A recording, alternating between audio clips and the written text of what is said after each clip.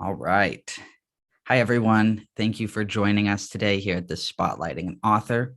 Today, we are with Christopher Nelson, and he will be talking about Essential Voices, Poetry of Iran and Its Diaspora, which he edited. First, I'd like to take a minute to explain the Iran 1400 project, who's hosting the event today for any of y'all who might not know what the project is. And the project is essentially a project that hopes to encourage healthy and productive conversations about Iran rather than shouting and posturing.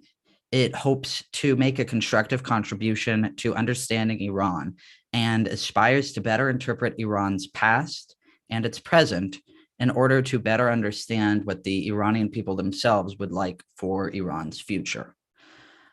So again, with us today is Christopher Nelson. Christopher Nelson is the author of Blood Aria, published with University of Wisconsin Press, and he's the author of 3 chapbooks: Blue House, published in Poetry Society of America's chapbook series; Capital City at Midnight, recipient of the 2014 Bloom Chapbook Prize; and Love Song for the New World, which is published in Seven Kitchens Press Editors Chapbook Series.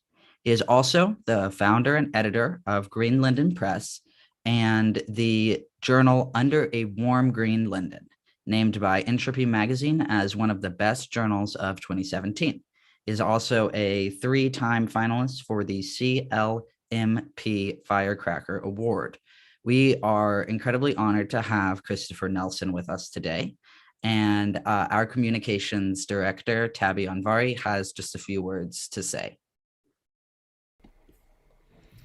Thank you, dear Sydney. Mr. Nelson, on behalf of the advisory board and the team at 1400 Project, we thank you for taking time out of your busy schedule to be with us today. As mentioned in your work, poetry reveals our shared humanity, where heartbreak and hope gather, bringing us closer to cultures not well understood. So today we look forward to gaining a deeper appreciation of our commonality through the language of poetry. We're delighted to have you with us, and once again, welcome. Thank you for those kind remarks, Tabby. Now, before we begin, I'll let the audience know the format. So Christopher Nelson will present the book for around 30 minutes. And after that, we will have around 30 minutes for a Q&A section. You can submit your questions in the Zoom chat, or you can email your questions to media@iran1400.org. Now, before giving the floor to Christopher Nelson, we'll have a short teaser.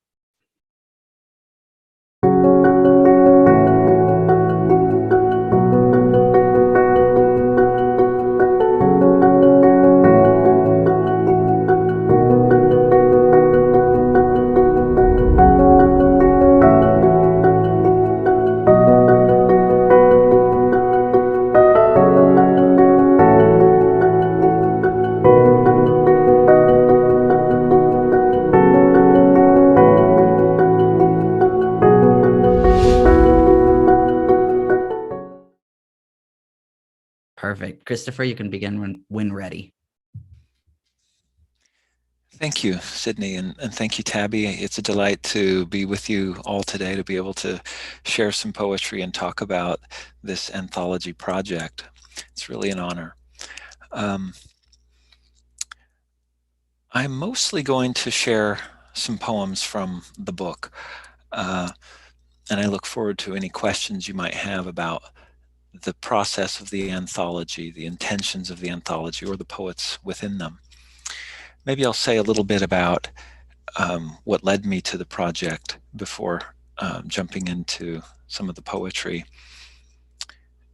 In the winter of 2019, I found myself without the work I had done for 15 years. And like many of you, I was relegated to my home, rather bewildered by the pandemic and our political environment. And so I occupied myself with a large consuming project, which was to curate an anthology that was intended to be a bridge for English language readers to Iran, a country often misrepresented or underrepresented in the US media, and honestly quite misunderstood, I think, by many Americans. Well, the result is Essential Voices, Poetry of Iran and Its Diaspora, which is nearly 400 pages of poetry. We gathered together 130 writers and translators from 10 countries. And it's prefaced by a rather extraordinary literary and political history of modern Iran by Kaveh Basiri. I want to share broadly from the book to give you a sense of the richness and variety of the poetry of Iran and its diaspora. During the making of the anthology, there were 4 poets who are in the book who passed away. And so the book is in memoriam of them. And I'd like to begin by sharing work from 2 of them, Mansur Auji and Saeed. Mansur Auji was born in Shiraz in 1928. But because Iran's literary center was Tehran, he found himself on a sort of geographical and cultural periphery. But Auji preferred seclusion. He was a rural poet who celebrated nature in short lyrical poems. His poetry has evocatively been called the poetry of silence. This first poem is translated by Shahryar Vaghfurpour and Pascal Petit. It's called "And You Behind the Lace." What a fragrance was inside the adobe rooms. What a fragrance from the afternoon rain. What a fragrance in the wattle and daub. It was 3 hours after the sorrow that they came in their mourning cloaks. One went towards the figure in the photo, one to the gate, while you were behind the lace curtain. And I was staring at your lips as I fell asleep. What does the fire look like? One said. The cold is the sadness, and you were behind the lace. And my dream tasted like a flower, and my dream smelled of earth walls, and my dream looked like an apple of crimson fire, and my dream... But I was roused from it by a call to prayer, and I woke in the afternoon rain.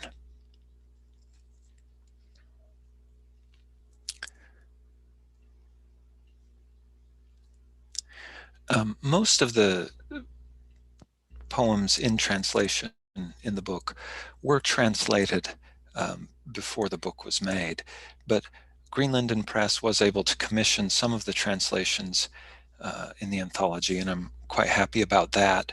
The next 2 are such poems, ones that were commissioned, and the translator is Daniel Rafinejad. This is also Mansur Auji.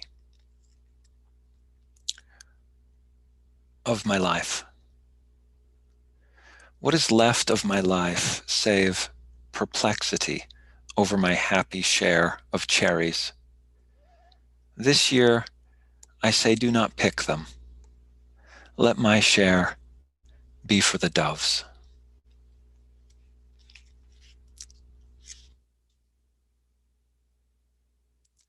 Poetry will mean. The stone's silence is so beautiful under indigo. The stone's silence is majestic. In 1,000 years, the stone's silence will mean the stone's silence. Speech will mean you, and poetry will mean speech in stone.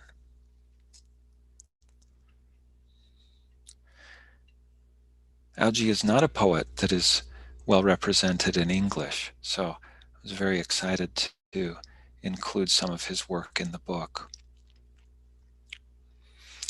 Saeed was the pen name of Saeed Miradi. He left Iran in 1965 under threat by the Shah, seeking refuge in Germany, where he became one of Europe's eminent writers. He was past president of the German Pen and a tireless advocate for those facing persecution. The translations from German are by Mark S. Burroughs, and these poems are from a book-length series called 99 Psalms.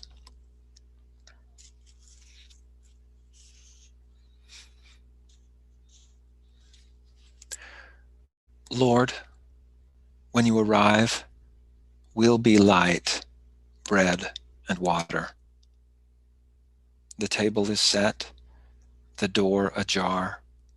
Come and be seated among us. Free me of the belief that you're only faithful from a distance, and speak with me in the unharried speech of animals who watch us from afar with their unadulterated hunger.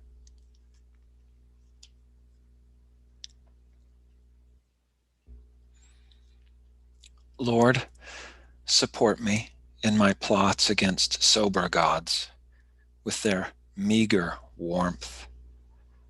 Let me never arrive, for every stranger is a message from the land he left behind.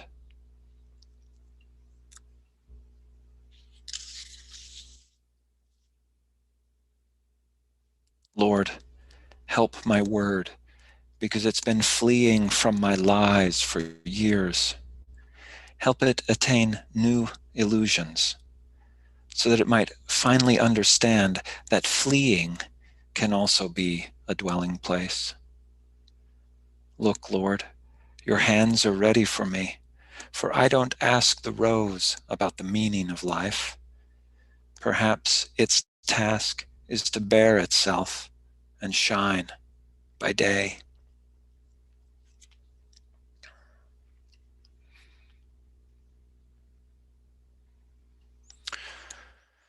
One impetus for me to edit this anthology was a scary, heightened threat of war with Iran during the Trump presidency.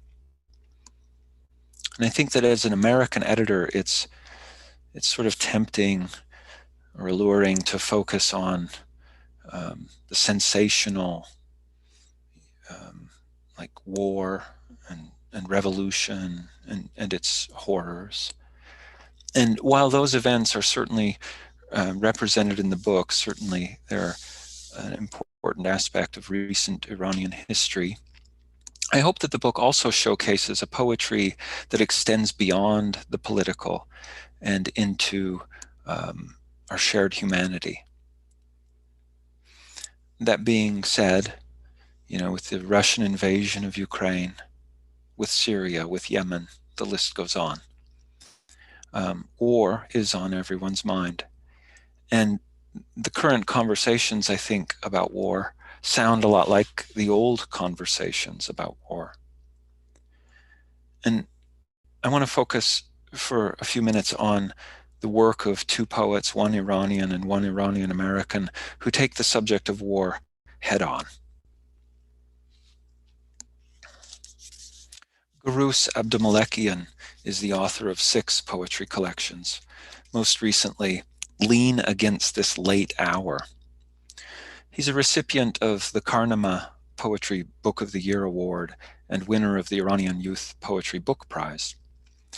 Abdumalekian's poems have been translated into Arabic, English, French, German, Kurdish, and Spanish. And he serves as editor of the poetry section at Cheshmeh Publications in Tehran. The translators of Abdumalekian's poems that I'll read are Ahmad Nadalizadeh and Idra Novi. This is Border. I am in repose as my wife reads a poem about war. The last thing I need is for the tanks to advance into my bed. Bullets have made numerous holes in my dreams. You put your eye up to one of them. You see a street, its skin whitened with snow. If only it did not snow. If the borders between the streets and the bed covers were clear. Now the tanks have crossed the trenches into our bed sheets, and one by one they enter my dream. I was a kid. My mother washed the dishes, and my father returned home with his black mustache. When the bombs poured forth, all three of us were children. The following pictures of this dream will tighten your chest. Shut your eyes. Put your lips to this little vent and just breathe. Just breathe. Breathe. Breathe, damn it. Breathe. Just breathe. The doctor shakes his head. The nurse shakes her head. The doctor wipes the sweat from his brow, and the green mountain chain on the screen turns to desert.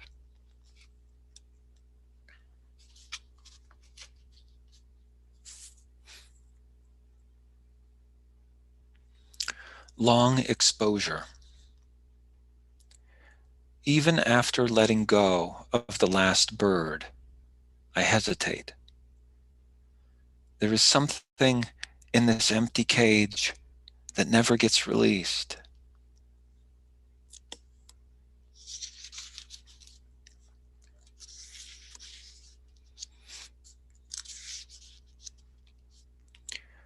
Pattern. Your dress waving in the wind. This is the only flag I love.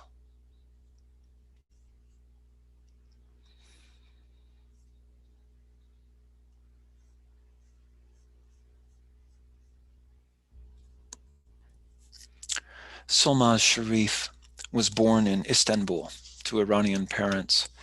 Her first book, which was called Look, was a finalist for the National Book Award and received international acclaim. Her second book, Customs, has just been published. It's also a book about war.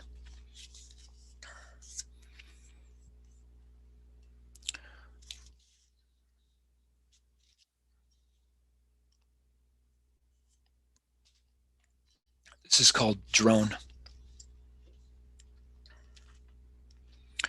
Somewhere I did not learn mow down or mop up. Somewhere I wouldn't hear, your father must come with me, or I must fingerprint your grandmother, can you translate, please? The FBI has my cousin's computers. My father says, say whatever you want over the phone. My father says, don't let them scare you, that's what they want. My mother has a hard time believing anything's bugged. My father and I always talk as if the world listens. My father is still on the bus with contraband papers under his seat as uniforms storm down the aisle. It was my job to put a cross on each home with dead for clearing. It was my job to dig graves in the soccer field. I wrote red tracksuit. I wrote Shahida headless found behind Saad Mosque, buried in the same grave as the above. I wrote unidentified fingers inside an Oldsmobile car. I wrote their epitaphs in chalk. From my son's wedding mattress, I know this mounds his room. I dropped a knee and engaged the enemy. I emptied my clip, then finished the job. I took 2 steps in and threw a grenade. I took no more than 2 steps into a room before firing. In Haditha, we cleared homes Fallujah style. My father was reading the Quran when they shot him through the chest. They fired into the closet, the kitchen, the 90-year-old, the stove. Just where was I? Una a una tu cara en todos los buses urbanos. Here lie the mortal remains of one who in life searched your face. Call me when you get home. Let's miss an appointment together. Let's miss another flight to repeated strip searches. That haditha bed with magenta queen sheets and wood-shelved headboard and blood splattered up the walls to the ceiling. They held each other. They slept on opposing ends, wishing one would leave. Mother doesn't know who I am anymore. I write Mustafa Muhammad Khalaf, 15 months old. I write, here lies an unknown martyr, a big security guard with a blue shirt found near an industrial area with a chain of keys. Martyr, unknown, only bones. They ask if I have anything to declare, then limit my response to fruit and nuts. An American interrupts an A and B conversation to tell me, you don't have to do anything you don't want to do. He strikes me as a misstep away from, she was asking for it. What did you expect after fishing Popov from a trash bin? What did you expect after accepting a marbled palace? They drag the man who killed my uncle out of a hole. They inspect him for ticks on national television. No one in my family celebrates. When the FBI knocks, I tell them, I don't have to do anything I don't want to do. And they get a kick out of that. She just laid there and took it like a champ. She was dying for it. At a protest, a man sells a shirt that reads, my dick would pull out of Iraq. My mother tape records my laugh to Mel, bubble-wrapped back home. My mother records me singing, Yeshabe Matab Ma Mihad Takab. I'm singing, the moon will come one night and take me away, side street by side street. Sitting on a pilled suburban carpet or picking blue felt off the hand-me-down couch. The displaced whatnots. I practice the work of worms.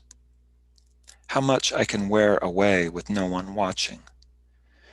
2 generations ago, my blood moved through borders according to grazing and seasons. Then, a lifeline of planes. Planes fly so close to my head, filled with bomblets and disappeared men. Scaffolding sprouts, nooses sagging with my dead. I burn my finger on the broiler and smell trenches. My uncle pissing himself.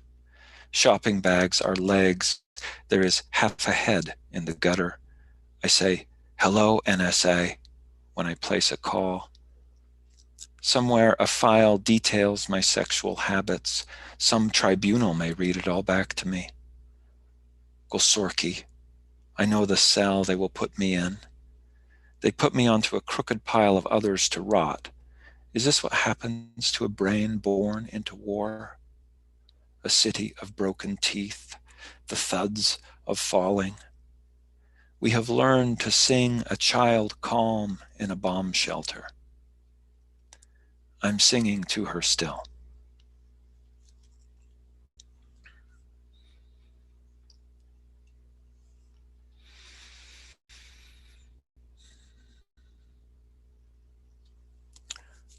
One of the challenges and pleasures, I think, of making an anthology is to determine its shape. You know, there's so many possible ways one could organize it. My initial intentions for the book were to include only living poets, to make it as contemporary as possible. But it became clear that the gravity of several 20th century Iranian poets is still so strong, can't be ignored, that despite their passing, their presence, their literary and cultural influence is still very strong. So there are 10 or 12 such poets in the book, and I'd like to share a few of them now, 3 of them. Iran 1400 has done a nice special about Farrukh Farrokhzad. She was one of the most influential Persian poets of the 20th century. And despite her early death in 1967, her poems, which were a form of social protest, are still relevant in their advocacy for women's liberation and independence. After the 1979 revolution, her work was banned in Iran.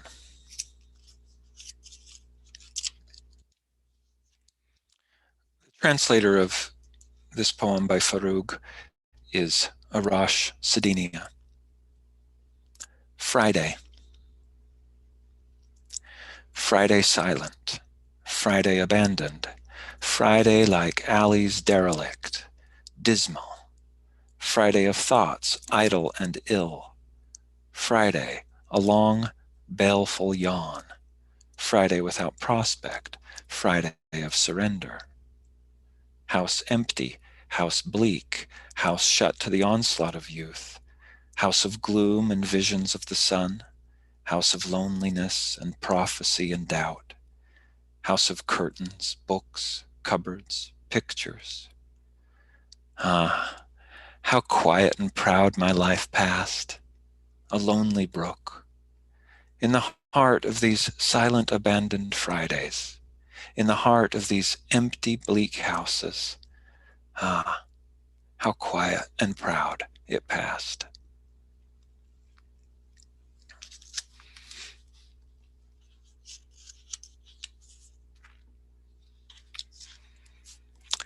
Another impetus behind this anthology was to make more widely available the work of major poets who aren't well represented in English. And there are many, it turns out. One such poet is Nima Yushij, the father of modern Persian poetry and possibly the most influential Iranian poet of the last century. His work is difficult to translate because it's rich with symbolism, a symbolism that he employed to sort of mask his messages because of political repression. So this is Nima, and the translator is Kaveh Basiri. It is time. It's time for the end of days to cry out and pour the Nile onto this page and this dynasty. Time for the flood that crushed our houses to rise up and reach for the top, to rip out this fragile footing and wash the wrongs from the land. It's time for the waters to turn this world into an ocean, for the world to bring forth fear among us, for the many tired hands to embrace, and the earth to bear another elation.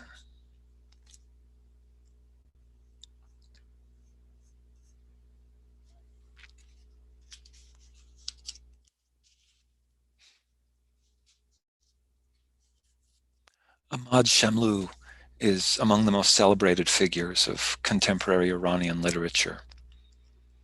He believed that poetry should speak the language of the people and reflect their hopes and their pains. And he helped popularize free verse poetry in Iran. Two poems by Ahmad Shamlou. The translator of the first is Jason Babek Mohageg. The Hour of Execution. In the door's lock, a key turned. A smile trembled on his lips like the image of water dancing along the ceiling from the reflection of the shining sun. In the door's lock, a key turned. Outside, the carefree color of daybreak moved like a wayward note, turning and turning upon the holes of the flute in search of its home. In the door's lock, a key turned. A smile danced on his lips like the image of water dancing along the ceiling from the reflection of the shining sun. In the door's lock, a key turned.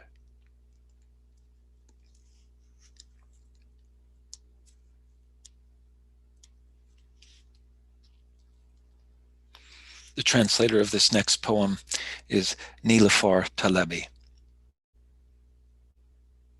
Birth. Suddenly, sun-like love shed its mask and filled the firmament with the peal of appearance. The lightning-like incandescence subsided, and human rose up.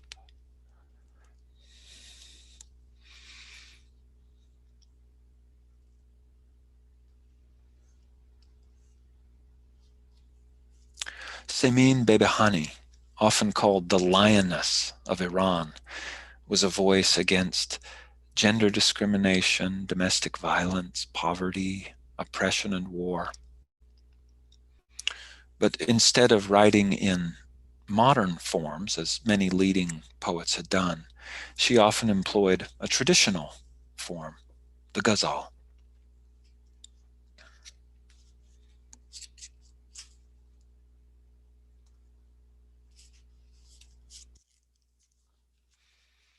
The translator of these two poems by Behbahani are Farzana Malani and Kaveh Safa. Wine of light. The stars have closed their eyes. Come.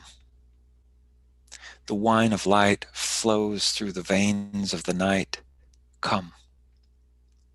I've poured so many tears waiting in the night's lap that twilight has blossomed and the morning has bloomed. Come.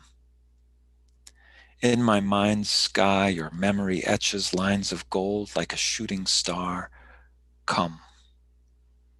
I've sat so long with the night telling my tale of woe that the night and I have turned pale with sorrow. Come. If you are waiting to see me again when I die, understand, this is the time. Come. If I hear anyone's footsteps, I imagine they are yours. With all this beating, my heart is bursting out of my breast. Come. You didn't come when the sky was full of stars like grapes. Now that the dawn has picked them one by one, come. You're the hope in the heart of Samin, the broken-hearted. Put an end to my misery. Come.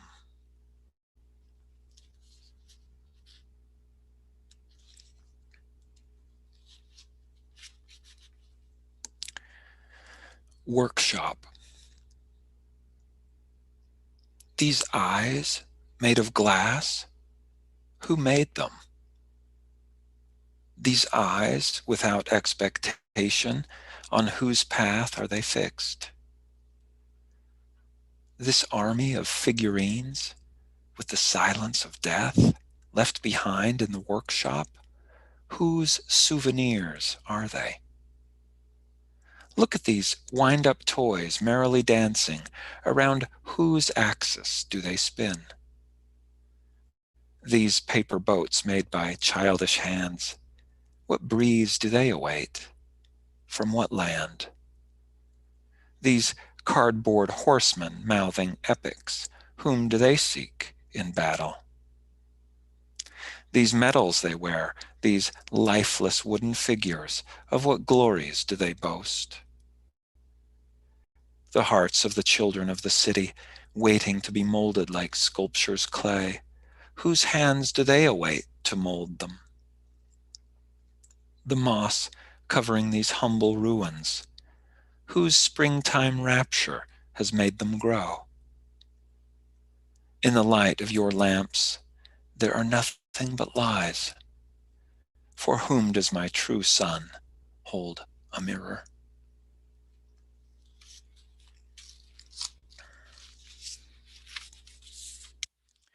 And the last poem I'll share is by Kaveh Akbar. He was born in Tehran, lives now in the United States. He is poetry editor of The Nation magazine and the author of 2 books of poetry, Calling a Wolf, and very recently, Pilgrim Bell.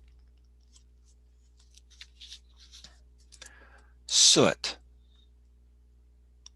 Sometimes God comes to earth disguised as rust, chewing away a chain-link fence or mariner's knife. From up so close we must seem clumsy and gloomless, like new lovers undressing in front of each other for the first time. Regarding loss, I'm afraid to keep it in the story, worried what I might bring back to life, like the marble angel who woke to find his innards scattered around his feet. Blood from the belly tastes sweeter than blood from anywhere else. We know this, but don't know why. A woman on TV dabs a man's gut wound with her hijab, then draws the cloth to her lips, confused. I keep dreaming I'm a creature pulling out my claws one by one to sell in a market stall next to stacks of pomegranates and garden tools. It's predictable, the logic of dreams. Long ago, I lived in heaven because I wanted to. When I fell to earth, I knew the way, through the soot, into the leaves. It still took years. Upon landing, the ground embraced me sadly, with the gentleness of someone delivering tragic news to a child.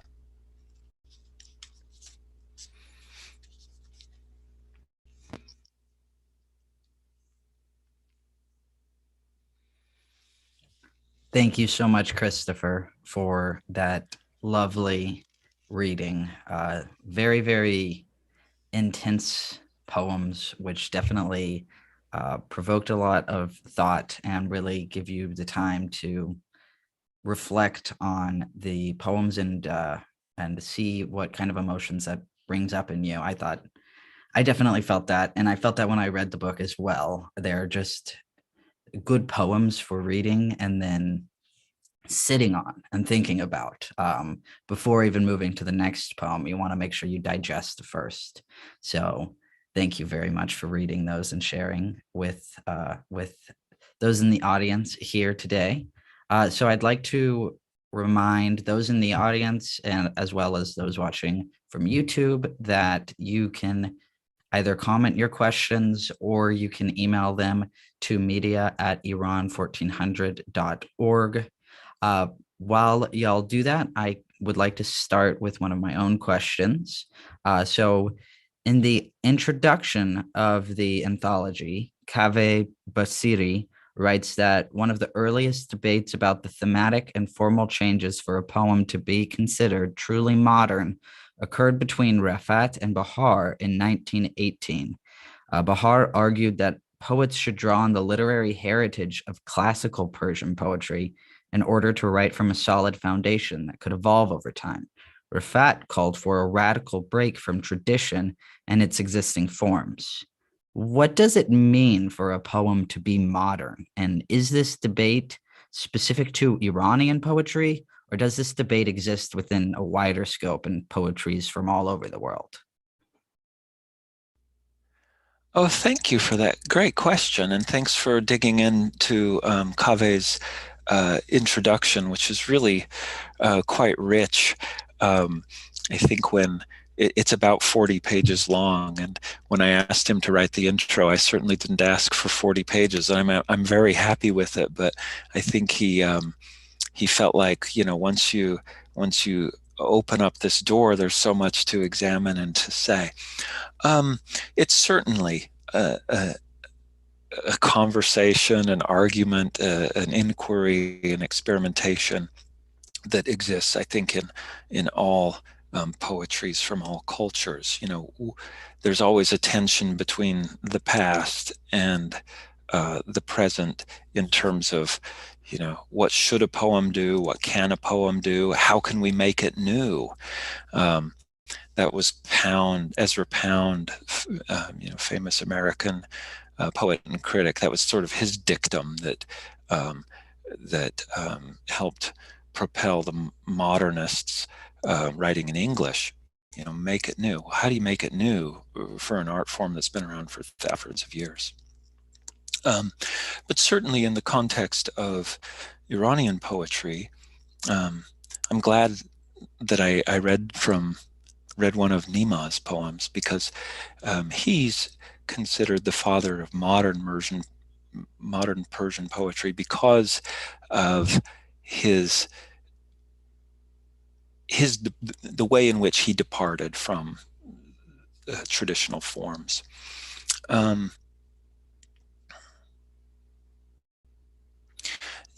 not to say, though, that there's an abandonment of the tradition. And I think that's one of the beautiful things about contemporary poetry, is that there are linkages made to the tradition. There are things that are kept. It's not just throwing it all away and starting anew, certainly. I mentioned with Bebe Hani that she often chose the ghazal form, a traditional form. And so I think in some ways it varies from poet to poet. Shamlu championed free verse.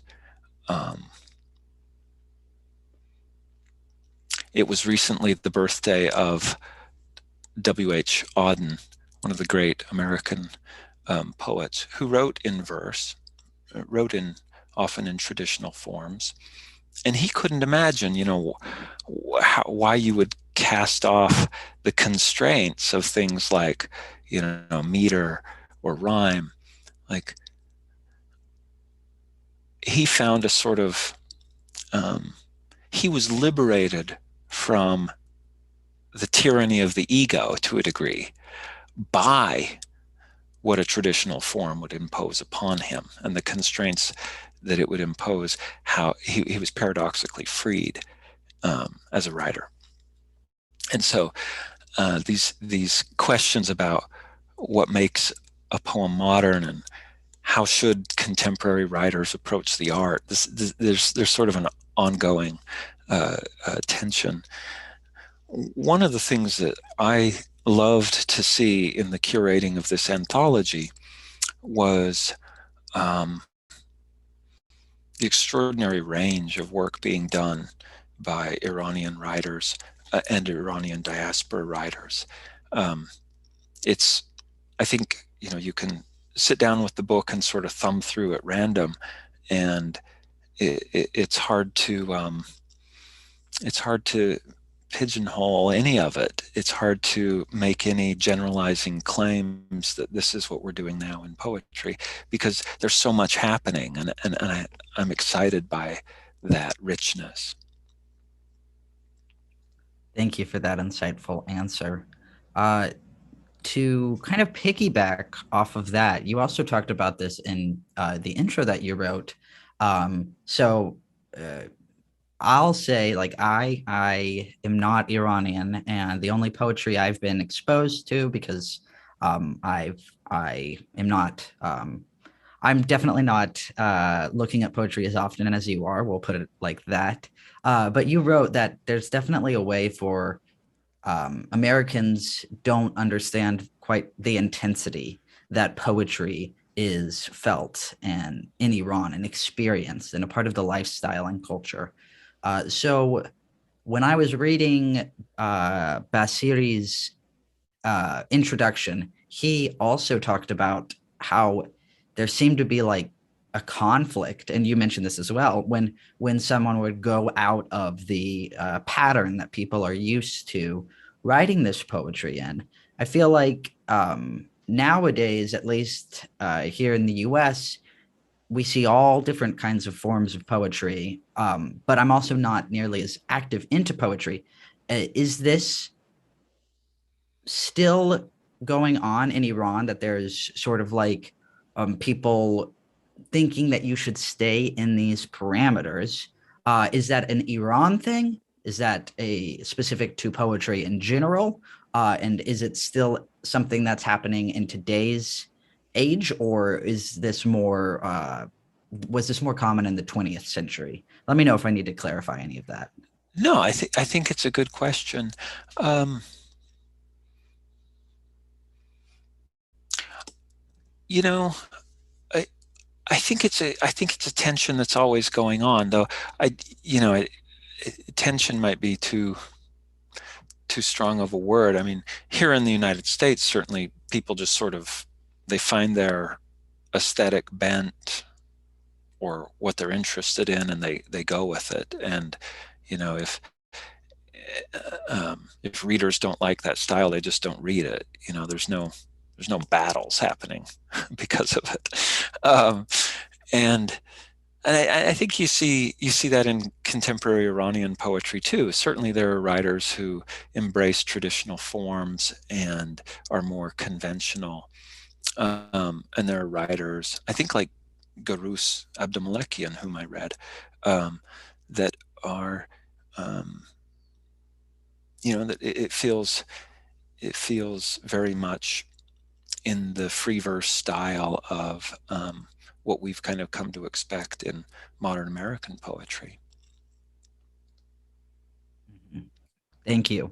Uh, the next question is about Nima Nima Yushij. Sorry, I'm not used to pronouncing that. Who you said could possibly be the most influential poet of the 20th century. You touched on that just a bit, but could you go into a little more detail about what enabled him to gain that influence as opposed to other poets of the time? Yeah, that's a that's a really good question, and it's I think pretty complicated, because, like you said a minute ago, for an American audience, it is hard to grasp the degree to which poetry matters to almost everyone in Iran, and has for centuries. Poetry has been much more foregrounded in its cultural importance than um, than we can get our minds around in the United States, where poetry is rather marginalized and sort of, it's sort of this esoteric fringe thing. Um, Nima, he even has, like, the new poetry is basically named after him. It has his name.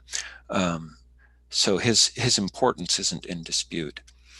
I think he was influenced by a lot of the early 20th century uh, uh, modernist movements. He was very aware of what was happening in the world of poetry, not just um, in Persian literature.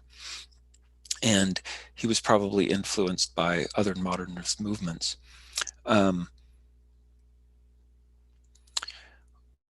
I'm I'm probably not expert enough on Nima to say exactly why it was him that was so influential. It probably has a lot to do with Kairos, doing the right thing at the right time in history, and everything aligns. But I mean, certainly what he was doing was making things in a different way. And and when I say things, what I mean here is there is a long tradition of poetic tropes and symbols and images having sort of agreed upon historical meanings in Persian literature, um, in a way that, again, we don't really get that in English. Um, and he was reinventing, using new modern forms, not traditional forms. He was reinventing what some of those images and symbols meant. Um, so that's pretty gigantic. Definitely. And also, I believe that Kaveh Basiri also talked about in his introduction the importance of Nima Yushij. So Yeah. thank you for elaborating on that. Uh, in keeping in line with the focus of the Iran 1400 project, which likes to focus on the evolution of ideas and institutions in Iran, We can definitely say for media and art as a whole that freedom of expression ebbed and flowed in the last 100 years in Iran. But as you mentioned, people used poetry and its symbolism as a form of protest. But even behind symbolism, Iranian poetry was not steady. How has Iranian poetry evolved as a form of protest in the last century, either as a natural evolution or one as a reaction to the changing leaders? Yeah, that's a really good question, and I'll do my best at it as an answer to give an answer. I don't claim to be an expert on the intersection between Iranian history, politics, and literature, which I think really, to get a precise answer, the question demands that. But, you know, one of the indicators, I think, of the importance and power of writing in Iran was the response of the government after the 1979 revolution. When a government imprisons and sometimes kills its writers for what they've said,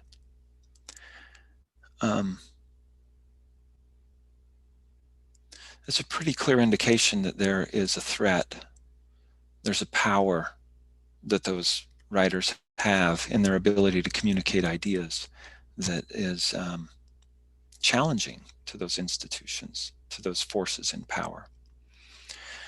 I think about, so I'm in central Iowa, just up the road in Iowa City at the University of Iowa, which has the oldest creative writing workshop in the country. It's right there in Iowa City. Iowa City is this amazing place. It's a UNESCO city of literature, and they have for decades they have an exiled writers program. And in the 80s, one of the writers who was there was Reza Berahini. He's in the anthology, and what he worked on in rural Iowa was a book called God's Shadow. And the subject of God's Shadow is his imprisonment and torture after the revolution. And it's really an astonishing and disturbing book. And actually, if you don't mind, I think it as a way to sort of augment my answer, add to my answer, I'll read one of his shorter poems from Please here. do. Is that okay? Mm-hmm. Yeah. Let me find it.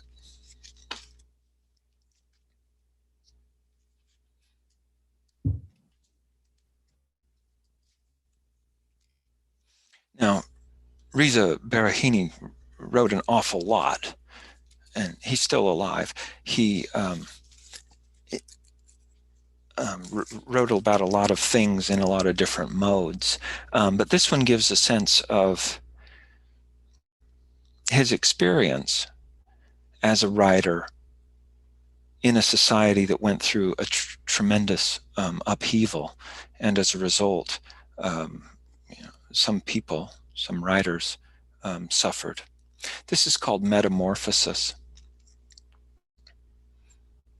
Oh, it needs, there's an allusion in here to a figure, a historical figure, Azudi.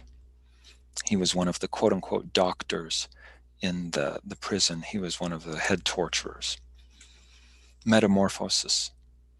It takes only 3 hours to change a man. The delicate bloom of a student whose eyes shone with joy becomes a clubbed, starved, prostrate cur. Azudi's red eye laughs, Azudi's red eye. His teeth are so yellow, as if he drunk a whole bowl of shit. The student's hands tremble. I'd told him, "You will come back prostrate. You will come back prostrate." "I've done nothing," he said. "They won't torture me." On his knees, on his toes, on his elbows, he comes prostrate. It takes him half an hour from the ward door to the cell. I told him so. I told him. The guard says, "Whoever eats melon should know about its slippery skin." When the door has opened and shut, the prisoner whispers, "I haven't confessed yet. I haven't confessed." Azudi's red eye laughs, Azudi's red eye, his teeth so yellow as if he'd drunk a whole bowl of shit. It takes only 3 hours to change a man.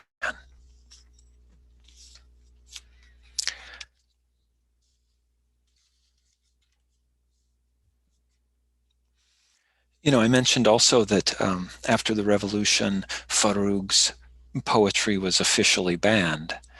And yet, most Iranians can probably recite lines of Farrugh's poems. You see them on T-shirts. You see her poems on coffee mugs. She's celebrated. She's been dead for over 70 years. I'm not sure if that serves exactly as an answer. Yes, that was great. Thank you. And I was actually surprised to hear myself that Farrokhzad was banned in Iran. I didn't know that, but I've researched a lot on Iran, so that says something about my surprise. Just because I see how commonly she's still talked about, and so that definitely that was a bit of a shock to me. But I understand that might be taken more loosely within the Iranians there. The next question is about your process of putting together the anthology, because uh, you said that you translated some of these things specifically for the anthology. I believe you didn't say most of them, but some of them. And with that in mind, knowing that you don't speak Farsi or read Farsi, how did you decide which ones from Farsi would be translated? Or did you work together with someone who speaks Farsi and they would convey the meaning of the poem for you, and you chose from there and then decided to translate it? Could you talk more about the process of putting together a book in a language from a language that you don't speak? That's so fascinating. And could you also talk about the experience you have as someone who really knows poetry in absorbing poems in English, knowing that it's a translation? How does that make you think more about the poem as you're reading it? Yeah. And thank you, Sydney, for those questions. Those are both great questions. First, a little bit about the process. Let's go there first. So I think there were 7 languages in the book. And most of the poems in translation were already translated. There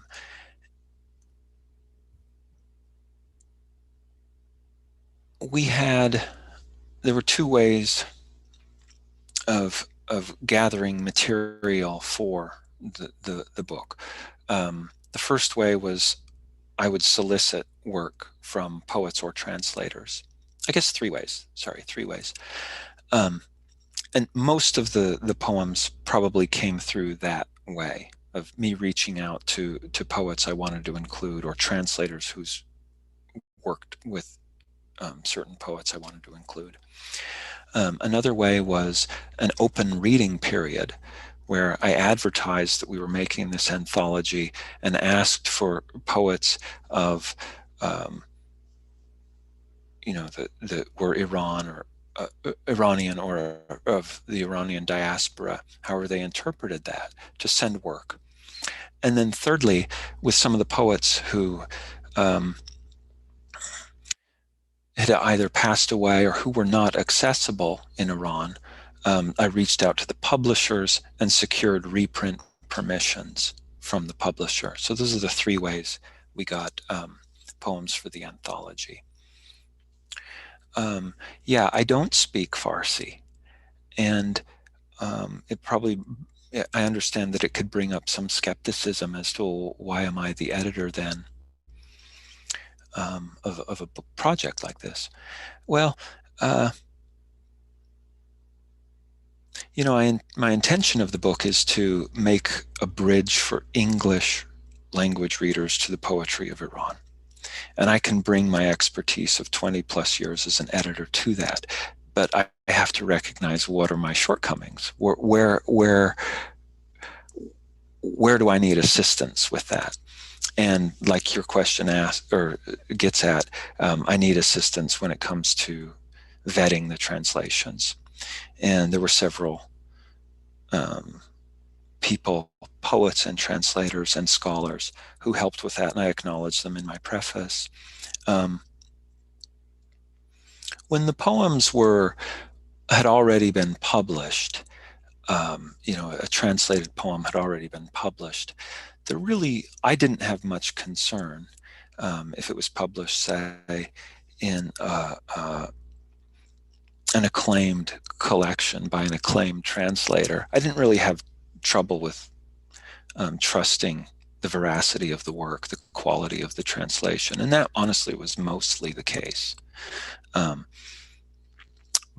I feel really fortunate that there were several people who are knowledgeable about the languages and about poetics between the cultures who could help me out when those questions arose. Yeah, because it's really complex, and like your question gets at, there's so much nuance in translating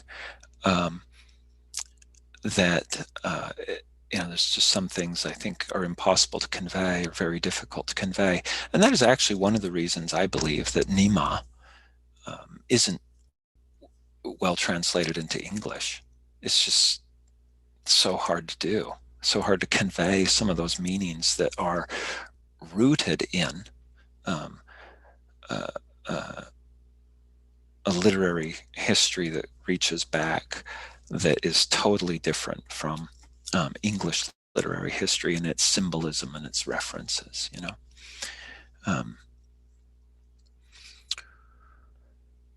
The second part of your question got at, what was the segue, if you could remind me?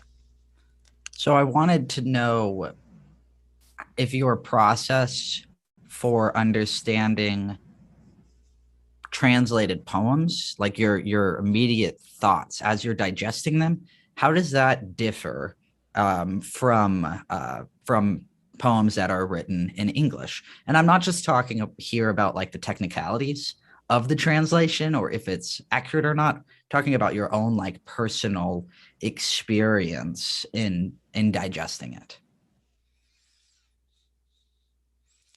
I think that all poems, or a lot of poems, try to make a bridge of some kind through language for the reader to maybe have the same idea the writer had or have the same feeling the writer had. And, it's a tough thing to pull off, right? To experience, say, awe as a writer, and to have your words, your images, your sounds be able to replicate that feeling in an audience. That's magic. That's one of the things I love about the art, right? And for translation, when there's this added layer of difficulty for that magic to happen. And so I have the utmost respect for translators who are able to convey that, or as close to that as possible. For me, as a reader who reads in English, all I really have is the translated text in front of me.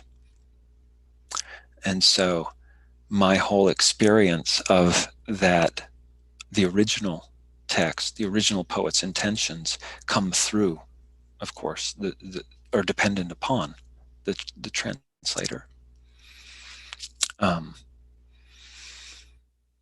So I don't know how much it actually changes my reading experience if I only have the one language to draw from, you know. It's probably not fair to do this, but I see that one of the translators is in the audience. If Farzana is listening and interested and wants to add anything about the process, I would be delighted to hear. But I know that's unscripted and only if she wants to jump in.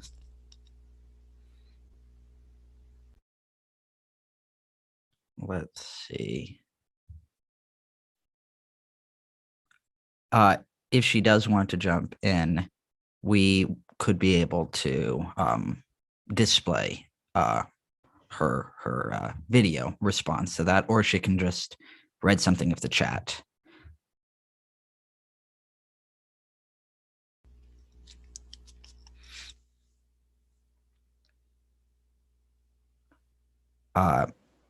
If she raises her hand, we'll know that she'd like to do that. Great, thank you. Perfect. While we wait for that, I guess the last question is about your understanding. Is the reason that you personally were interested in Iran's poetry because of did that have to do with how important poetry is in Iran, or is it just because you liked these translations? Because I think it's fascinating, and I'm not no poetry expert, but I do believe that compared to at least a lot of European countries, Western countries, I can tell that Iran is that's much a bigger part of their culture. So did you have that in mind when you chose to do Iranian poets for this anthology? Yeah, well, it is the first anthology that Greenland and Press has published. It's the first anthology that I've edited. I mean, I've edited for years a poetry journal that has a biannual issues, and those are like mini anthologies in a way. But this is, with its focus and its breadth, this was a new project for me, a new kind of project, and we are at work, I should say, on the second Essential Voices anthology, which I'm quite excited about. It's Essential Queer Voices of U.S. Poetry. And so this is intended to be a series. The intention of the series is to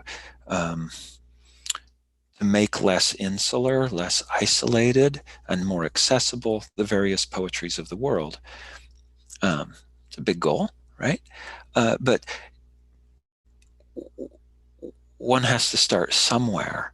And, I had various possibilities in mind and was in conversation with some translators from various possibilities. I was putting the feelers out there. And like I said at the beginning, this was all happening the very onset of the pandemic. And during the Trump presidency, I've called it the double nightmare. And the fact that the Trump administration was being so overtly hostile in rhetoric and in action towards Iran really did make me feel that that's the best place to start. Mm-hmm. Because everything that one was seeing in the media was scary and negative and hostile about Iran. And I mean,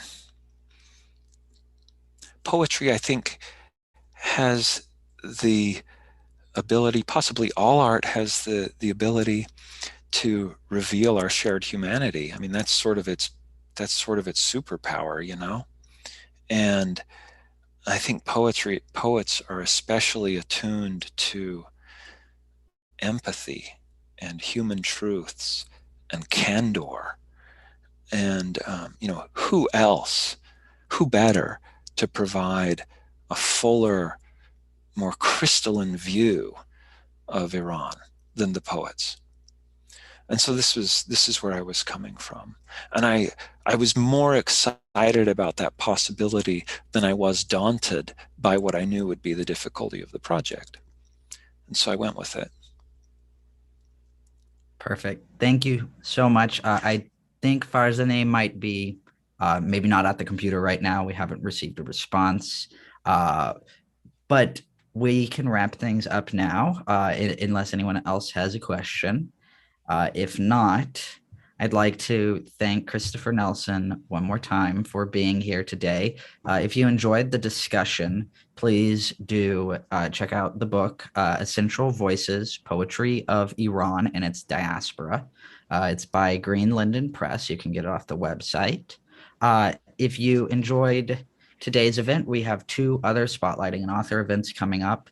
One is on March 4th with Turaj Atabaki about the social history of Iranian oil industry and the impact of oil on the social development of Iran in the 20th century. We also have on March 11th an event with Abbas Amanat about calendar, memory, and identity. Uh, in addition to spotlighting and author events, as Mr. Nelson mentioned, we do have on our website an article entitled Farouk Farrokhzad, an appreciation. If y'all would like to read that, if you're more interested in learning about Iranian poetry, you can find that on our website, iran1400.org. Additionally, we also have a past spotlighting and author event that we did with Dr. Fatima Shams about her latest book, which is called A Revolution in Rhyme, Co-option under the Islamic Republic. That definitely deals with a lot of the politics of Iranian poetry, and that is also very interesting and insightful.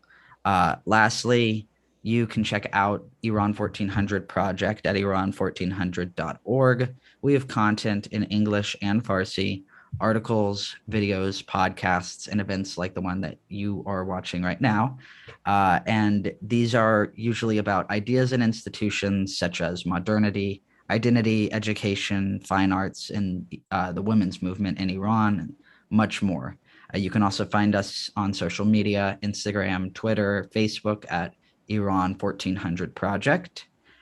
And that, I believe, is that's the event for today. Thank you again.